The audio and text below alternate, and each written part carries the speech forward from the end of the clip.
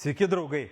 Žiūrėkit, kokį dalyką radau. Dar Lietuvoje tokio dalyko nematęs. Jeigu matėte, tai parašykit komentaruose, nes čia kažkas tai labai įdomaus.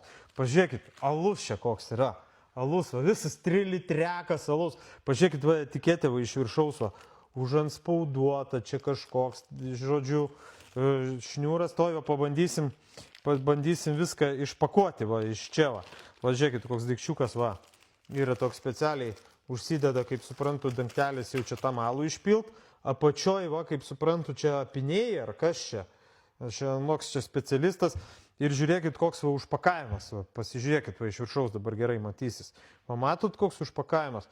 Užlieti kažkokie šniūrai. Tai dabar pabandysime jį išpakuoti. Žiūrėkit. Opa.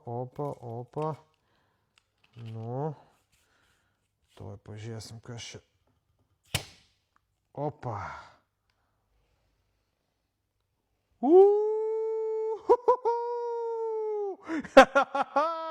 Geras. Ką.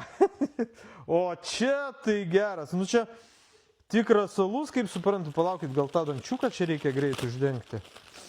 Kad iš čia neliptų, čia visi tie į viršų užlips, jeigu gal čia sustabdys kažkaip. Čia užsukt. Deguonės gavo. Bet kai čia nenustoja jis įlipt, kiek iš čia man lips, čia toj paskęs viskas. Ekspertai, rašykit komentarus, kas čia vyksta, pasižiūrėkit. Iš čia iš viršaus parodyk. Čia turėtų kažkada iš čia nueiti. Daiktas be galo įdomus, pasižiūrėkit. Tai žiūrėkit, iš čia.